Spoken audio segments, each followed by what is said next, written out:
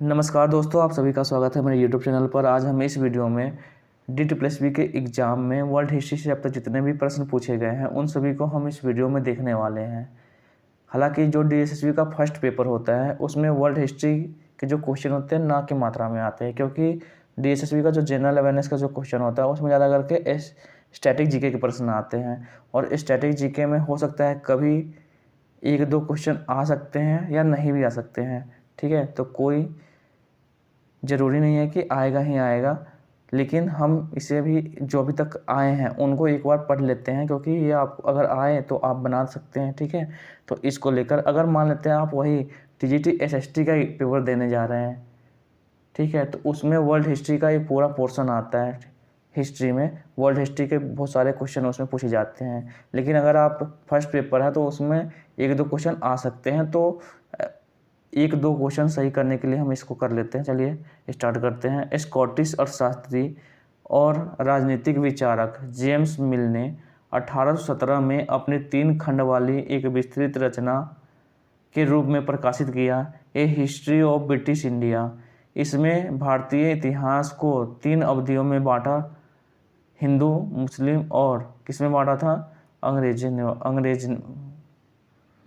हिंदू, मुस्लिम और अंग्रेज बांटा था। ठीक है, किसने? जेम्स मिल ने। ठीक है, जेम्स मिल, जो जेम्स मिल थे, ठीक है, इन्होंने एक अपनी रचना प्रकाशित की थी, पुस्तक प्रकाशित की थी, ए हिस्ट्री ऑफ ब्रिटिश इंडिया। ठीक है, यहाँ आते हैं, हम देखते हैं। यहाँ देखो, स्कॉटिश अर्थशास्त्री और राजनीतिक विचारक जेम्स मिल ने 1817 में अपना कार्य 3 खंड वाली विस्तृत रचना a history of British India, a history of British India के रूप में प्रकाशित किया। इसमें उन्होंने भारतीय इतिहास को हिंदू, मुस्लिम और अंग्रेज में बांटा था। ठीक है, नेक्स्ट क्वेश्चन हम देखते हैं। रोमुलस के नाम पर किस प्राचीन शहर का नाम रखा गया? रोमुलस के नाम पे रोम, जो रोम डी हमारा क्या है? राइट आंसर है। ये NVS PGT के एग्जाम में पूछा गया है। रोमुलस के नाम पर रोम शहर का नाम रखा गया। रोमुलस रोम का संस्थापक और इसका पहला राजा था। रोम इटली की राजधानी है, जो कि टाइबर नदी के किनारे है। आपसे पूछ लिया कि रोम किसके नदी के किनारे है? टाइबर नदी के किनारे है। नेक्स्ट क्वेश्चन होता है, यीशु मसीह को सूली पर कब चढ़ाया गया? देखो, ये DSSB के एग्जाम में पूछा गया, DSSB दास के एग्जाम में। यीशु मसीह मतलब ईसा मसीह को सूली पर कब चढ़ाया गया था? तो 33 ईस्वी में ईसा मसीह को सूली पर चढ़ा दिया गया था। और किसने चढ़ाया था? रोमन गवर्नर पोंटियस ने। ठीक है, नेक्स्ट क्वेश्चन हम देखते हैं। द्वितीय विश्व युद्ध के आरंभ होने का प्रमुख कारणों में से एक है। यह DSSB फायर ऑपरेटर के एग्जाम में पूछा गया है। द्वितीय विश्व युद्ध किस कारण से हुआ था? तो द्वितीय विश्व जो वर्साय की संधि थी, ठीक है, वर्साय की संधि के कारण द्वितीय विश्व युद्ध हुआ। और यह संधि कब होती है? 1919 में होती है। ठीक है, यहाँ पर लिखा हुआ है कि देखो, वर्साय की संधि 28 जून 1919 ईस्वी को मित्र राष्ट्रों और जर्मनी के बीच हुई। मित्र राष्ट्र और जर्मनी के बीच हुई। ठीक है, जिसे जबरदस्ती जर्मनी पर थोपा गया, वर्साय की संधि को। इस संधि के अनुसार जर्मनी को अपनी भूमि का एक बड़ा भाग छोड़ना पड़ा। दूसरे राज्यों पर उसके कब्जा करने पर पाबंदी लगा दी गई। जर्मनी की सेना का आकार सीमित करने के साथ साथ भारी क्षतिपूर्ति थोप दी गई। ठीक है, जिस कारण से क्या हुआ? जर्मनी द्वितीय विश्व युद्ध हुआ। नेक्स्ट क्वेश्चन हम देखते हैं। हम ब्रिटिश चालक डैश ने 1770 में विद्यमान स्थानीय निवासियों के साथ बिना कोई बातचीत किए ऑस्ट्रेलिया के पूर्वी तट पर ब्रिटिश आधिपत्य को बढ़ावा दिया का दावा किया। ठीक है, किसने? तो जेम्स कुक ने। ये हमारा राइट आंसर है डी। ये भी DSSB फायर ऑपरेटर के एग्जाम में पूछा गया है। देखो, कप्तान जेम्स कुक ने एक ब्रिटिश खोजकर्ता, नाविक, मानचित्र और रॉयल नेवी के कप्तान थे। इन्होंने प्रशांत महासागर की यात्रा की और न्यू फाउंडलैंड का एक विस्तृत नक्शा बनाया था तथा इसी दौरान 1770 ईस्वी में ऑस्ट्रेलिया और हवाई द्वीप समूह की पूर्वी तट रेखा के साथ पहला यूरोपीय संपर्क स्थापित करने का दावा किया तथा वहां के निवासियों के साथ बिना किसी वार्तालाप के आधिपत्य का दावा किया और सम्राट जॉर्ज के अधिकार की घोषणा कर दी। ठीक है, तो ये है। नेक्स्ट क्वेश्चन हम देखते हैं, भारत में ने पुर्तगालियों से गोवा को मुक्त कराया। कब मुक्त कराया था पुर्तगालियों से? तो 1961 में। ये DSSB LDC के एग्जाम में पूछा गया है। देखो बस इतना ही हमने किया इसमें वर्ल्ड हिस्ट्री का क्वेश्चन, क्योंकि इतना ही क्वेश्चन है। नेक्स्ट क्वेश्चन हम देखते हैं, विविध मिसलेनियस क्वेश्चन। यवन राज शिलालेख निम्नलिखित में से किस स्थल पर खोजा गया था? तो यवन राज शिलालेख मेघरा स्थान पे खोजा गया। DSSB PRT के एग्जाम में पूछा गया है। यवन राज शिलालेख, जिसे मेघरा वेल स्टोन शिलालेख भी कहते हैं, क्या बोलते इसे? मेघरा वेल स्टोन शिलालेख, उत्तर प्रदेश के मथुरा जिले के मेघरा गांव से प्राप्त हुआ। लाल बलुआ पत्थर से निर्मित यह शिलालेख संस्कृत भाषा में उत्कीर्ण है। किस भाषा में है? संस्कृत भाषा में है। ठीक है, संभवतः पहली शताब्दी ईस्वी पूर्व से संबंधित है। यह शिलालेख प्राचीन भारत में यवन युग को प्रकाश में लाता है। नेक्स्ट क्वेश्चन हम देखते हैं, शासक और वंश का कौन सा युग्म सही है? तो कनिष्क किस वंश से संबंधित है? कुषाण, सही है बिल्कुल। सातकर्णी सातवाहन वंश से, सही है। तो इसमें हमें देखना है कौन सा सही है। दोनों सही है, सी हम इसमें राइट आंसर होगा। ए और बी दोनों सही है। ठीक है, कुषाण कनिष्क। नेक्स्ट क्वेश्चन हम देखते हैं, इसमें एहोल चालुक्य वंश की राजधानी थी। एहोल चालुक्य वंश की राजधानी थी, सही है। हर्षचरित बाणभट्ट के द्वारा लिखा गया है, तो ये भी सही है, दोनों सही है। इसमें भी डी, ए और बी दोनों सही है। ये भी DSSB PRT के एग्जाम में पूछा गया है। नेक्स्ट क्वेश्चन हम देखते हैं, वर्धमान महावीर जैन धर्म के 23वें तीर्थंकर थे। देखो ये गलत हो गया, यहाँ जो वर्धमान थे ये 24वें तीर्थंकर थे, तो यहाँ पे गलत है। बुद्ध ने शिक्षा दी कि कर्म का हमारे जीवन में कोई प्रभाव नहीं पड़ता, तो कर्म का हमारे जीवन में प्रभाव पड़ता है, तो ये भी गलत है। तो हमारा क्या होगा? ना ही ए और ना ही बी, ना ही 1 और ना ही 2। ठीक है, राइट आंसर है, तो डी हमारा राइट आंसर। नेक्स्ट क्वेश्चन देखते हैं हम, किस सम्राट ने भारतीय उपमहाद्वीप में गजपति साम्राज्य की स्थापना की? तो गजपति साम्राज्य की स्थापना किसने की थी? कपिलेंद्र ने, सी। गजपति साम्राज्य की स्थापना किसने की? कपिलेंद्र ने। नेक्स्ट क्वेश्चन हम देखते हैं, गोविंद, मिलान करना है कि गोविंद, देखो आर्यभट्ट, बाणभट्ट, समुद्रगुप्त। समुद्रगुप्त समझ में आ रहा है कि गुप्त वंश से हैं। ठीक है, बाणभट्ट हर्षवर्धन के दरबार में थे, तो यहाँ पर डी का 2, तो डी का 2 यहाँ पे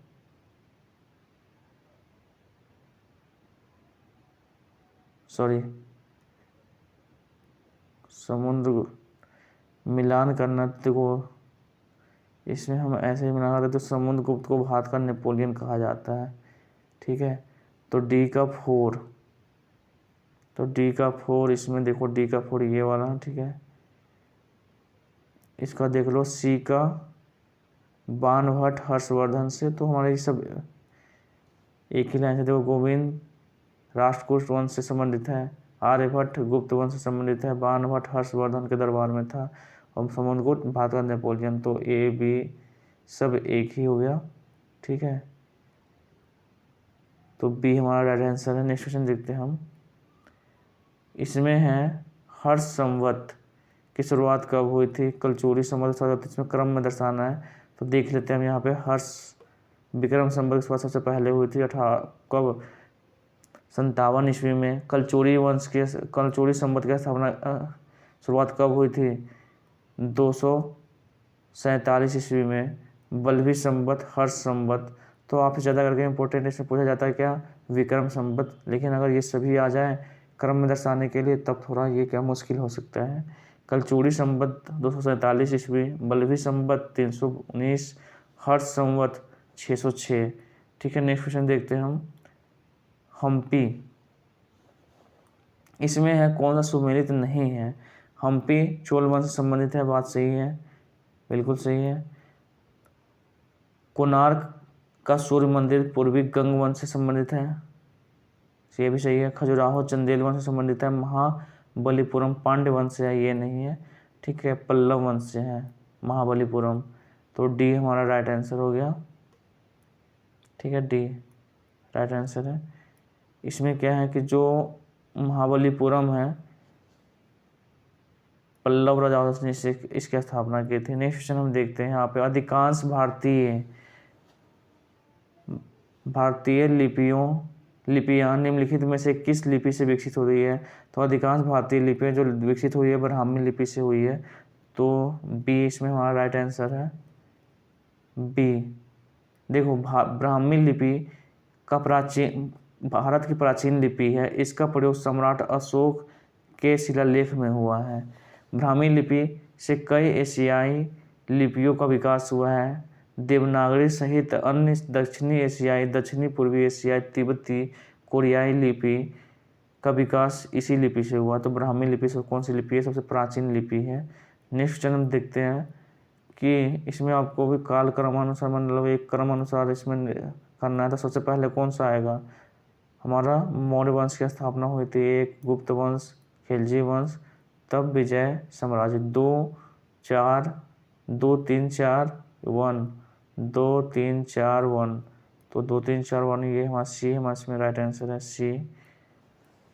नेक्स्ट हम देखते हैं, हम्पी विजयनगर साम्राज्य की राजधानी है, सही है। हम्पी विजय 1687 में मुगल बादशाह औरंगजेब ने गोलकोंडा को मुगल साम्राज्य में मिला लिया, तो ये भी हमारा सही है, ठीक है। तो इसमें दोनों सही है, ए और बी, फर्स्ट और सेकेंड दोनों सही है। नेक्स्ट हम देखते हैं, नादिर शाह ने 1739 में दिल्ली पर आक्रमण किया था, बिल्कुल सही। अहमद शाह अब्दाली एक अफगान शासक था, ये भी सही है। तो ए और बी दोनों सही है, फर्स्ट और सेकेंड। नेक्स्ट हम देखते हैं, 1973 में निम्न में से किस भौगोलिक क्षेत्र में अलबरूनी का जन्म हुआ था? तो अलबरूनी का जन्म उज्बेकिस्तान में, Uzbekistan, B right answer. Alberuni का जन्म कहाँ हुआ था? उज्बेकिस्तान में। और अलबरूनी जो पुस्तक लिखी है उसका क्या नाम है? किताब उल हिंद।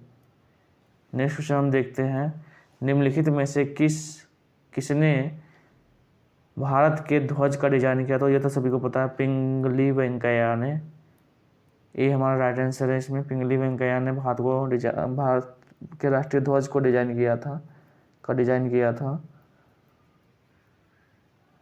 और भारतीय राष्ट्रीय ध्वज को अपनाया कब गया? 22 जुलाई 1947 को भारतीय राष्ट्रीय ध्वज को संविधान सभा द्वारा अपना लिया गया। लाल बहादुर शास्त्री ने 1965 में भारत के किस क्रांति को बढ़ावा दिया था? हरित क्रांति को बढ़ावा दिया था, यहाँ पे हरा लिखा है, हरित क्रांति को बढ़ावा दिया था, DSP-PRT की एग्जाम पूछा गया। और एक नारा दिया था, जय जवान जय किसान।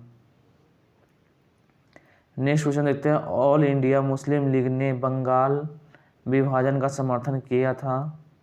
लाला लाजपत राय आर्य समाज के सक्रिय सदस्य थे, तो इसमें कौन राइट आंसर होगा? ए और बी दोनों, ठीक है, दोनों सही है। नेक्स्ट हम देखते हैं,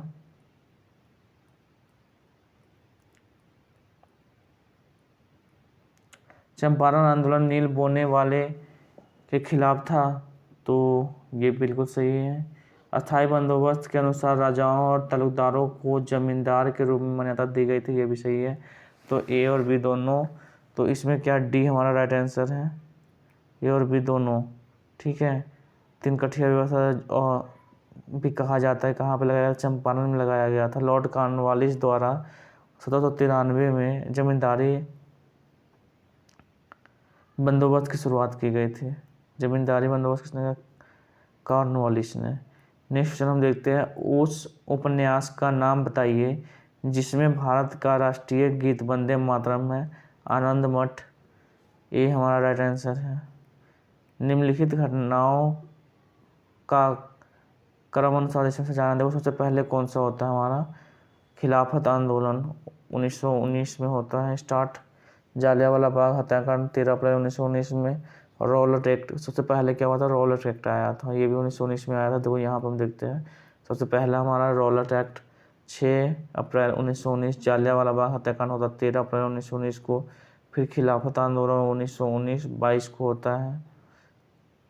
बारदोली में किसान आंदोलन 1928। नेक्स्ट क्वेश्चन हम देखते हैं यहाँ पे, भारत में पहली ट्रेन 1853 में मुंबई से कहाँ तक चली थी, तो थाने तक चली थी, तो ये हमारा राइट आंसर है। नेक्स्ट क्वेश्चन हम देखते हैं, कितने किलोमीटर चली थी जी, 34 किलोमीटर। खुद कास्त और पाही कास्त का प्रयोग 17वीं शताब्दी में किससे संदर्भित करने के लिए किया जाता है, तो किसान को।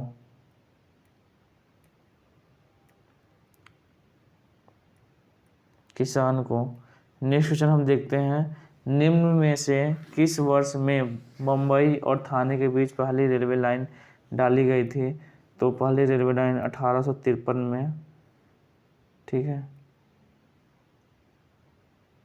प्रथम ट्रेन चली थी, दूसरी रेल जो प्रथम रेल चली थी कहाँ, मुंबई से थाने के बीच, दूसरी रेल लाइन 1854 में कोलकाता से रानीगंज के मध्य बिछाई गई थी। नेक्स्ट क्वेश्चन हम देखते हैं, नेहरू युग में भारतीय विदेश नीति की विशेषता निम्नलिखित में से कौन सी थी, तो गुटनिरपेक्षता और पंचशील। बी, सी, मतलब 1 और 2 दोनों। नेक्स्ट क्वेश्चन हम देखते हैं,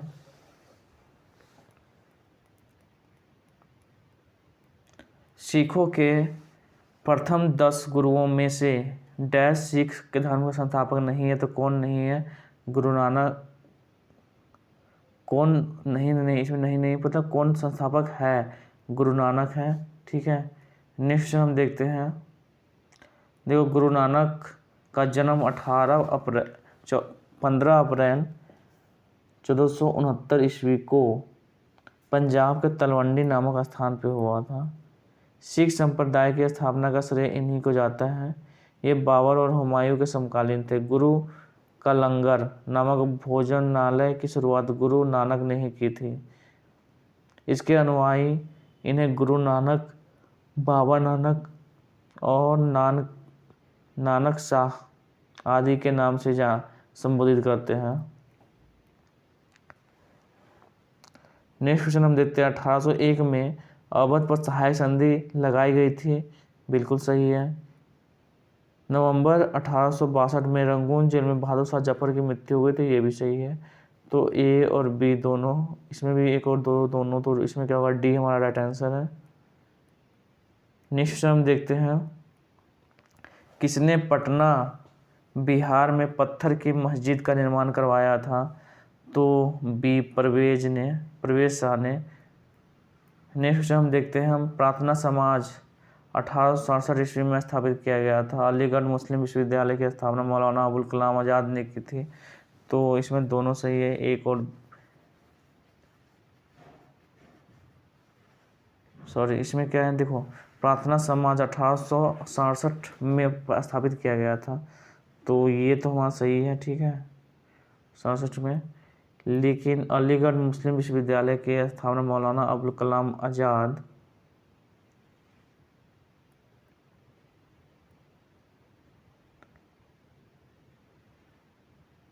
ने नहीं, किसने की थी, तो यहाँ पे हम दिखाते हैं कि जबकि अलीगढ़ मुस्लिम यूनिवर्सिटी की स्थापना 1920 में सर सैयद अहमद खां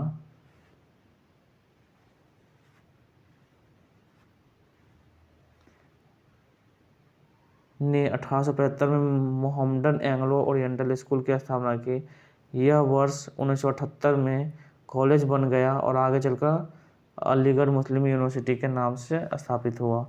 तो ये हमारा राइट आंसर है, कौन सा, ए, बी, डी का एक, केवल 1 सही है।